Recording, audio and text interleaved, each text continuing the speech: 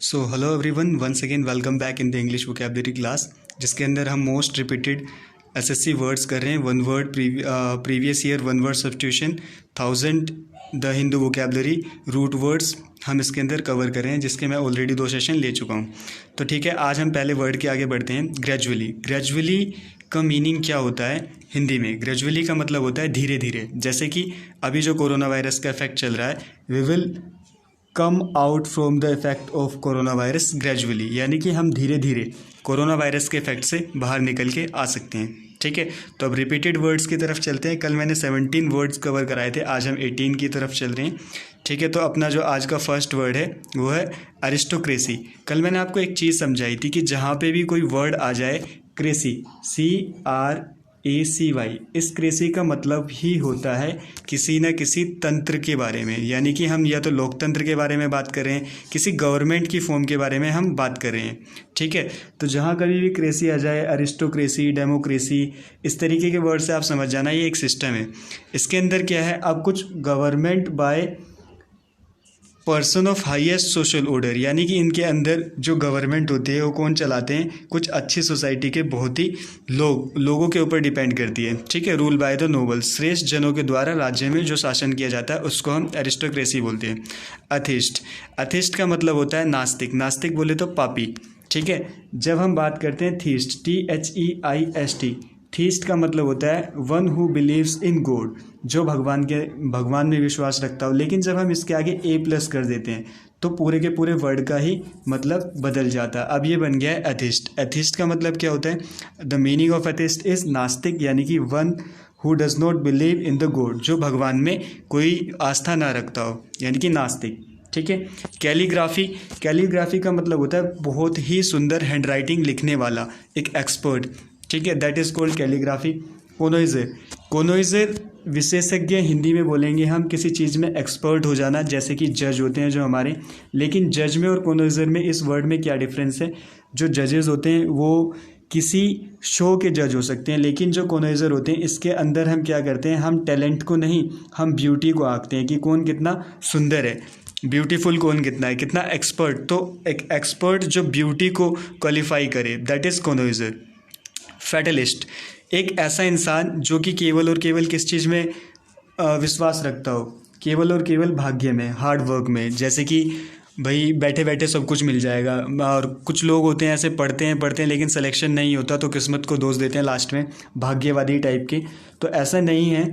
Fatalist ऐसे लोग होते हैं जो भाग्य का रोना रोते रहते हैं हमेशा। बट आप अपनी मेहनत अगर कंटिन्यू रखेंगे, डेफिनेटली उसका फल आपको एक ना एक दिन जरूर मिलेगा। A person who believes that event decided by fate and can not be control, उनको कंट्रोल नहीं किया जा सकता। ठीक है, 23 वर्ड की तरफ बढ़ते हैं हम। इनविंसिबल। इनविंसिबल का मतलब होता है अजय, जिसको हराया ना जा सके।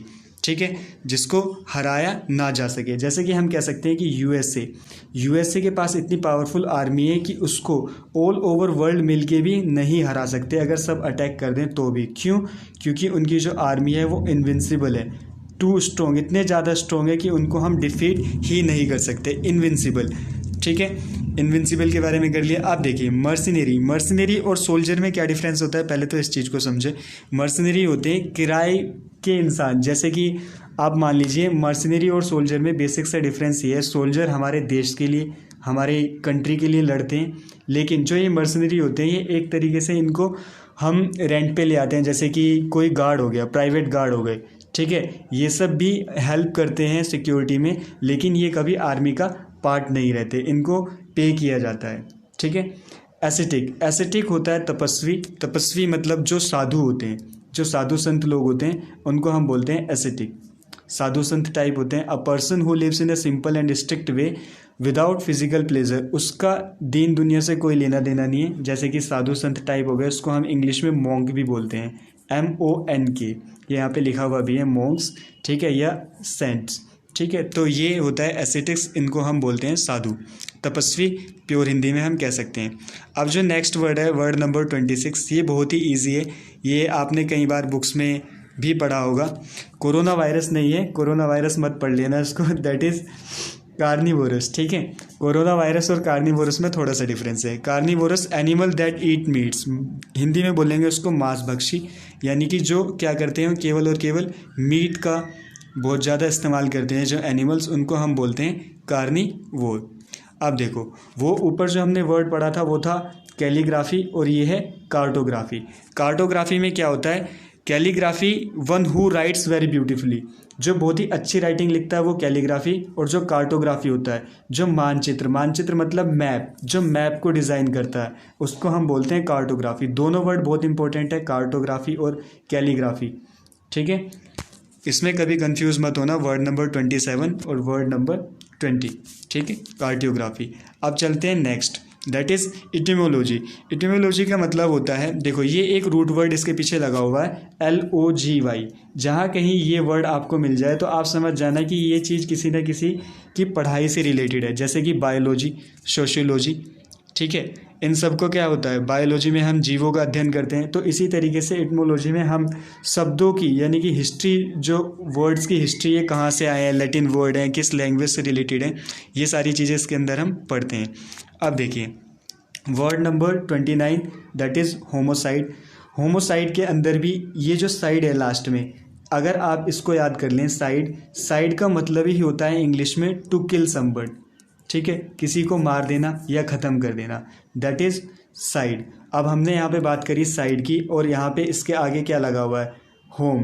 तो होमोसाइड किसी की, होमो का मतलब होता है होमोसैपियंस यानी कि मानव, किसी आदमी की हत्या कर देना, that is called homicide. Side का मतलब होता है टू किल, और होम का मतलब इंसान, यानी कि किसी आदमी की, इंसान की, मानव की हत्या, मानव हत्या, दैट इज़ कॉल्ड होमोसाइड।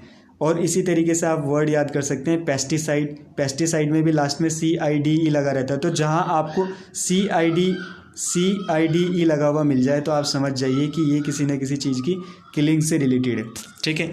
आइनोक्लास्ट, आइकनोक्लास्ट के अंदर क्या होता है, जैसे कि आपके डेस्कटॉप के अंदर आइकन्स होते हैं, उसी तरीके से आइकन, यानी कि आप अब एक आइकन बन चुके हो लोगों के लिए। आपने जो पुराने जो रीति रिवाज थे उनको तोड़ दिया है, उनको ठीक कर दिया है, दैट इज़ कॉल्ड आइकनोक्लास्ट, ठीक है। एक पर्सन जो पुराने रीति रिवाजों को तोड़ देता है, आइडियाज़ को फॉलो नहीं करता, ठीक है। 30 वर्ड्स। एलिजिबल, एलिजिबल का मतलब होता है जिसको समझना इम्पॉसिबल हो, इम्पॉसिबल जो बहुत ही ज़्यादा डिफरेंट हो, जिसको हम बहुत ही मुश्किल से कभी समझ ही ना पाएँ, एलिजिबल।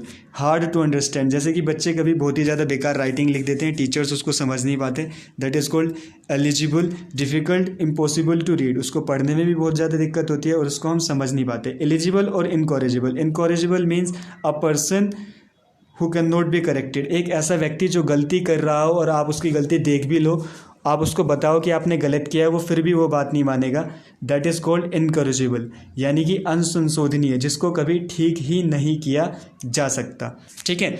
इसके अंदर बहुत सारे वर्ड्स और भी हैं, 32 तक आज हमने कवर किए हैं। जो बाकी वर्ड्स हैं वो हम नेक्स्ट क्लास में कवर करेंगे, क्योंकि वीडियो फिर बहुत ज़्यादा लंबी हो जाती है, ठीक है। तो मिलते हैं आपसे नेक्स्ट सेशन में।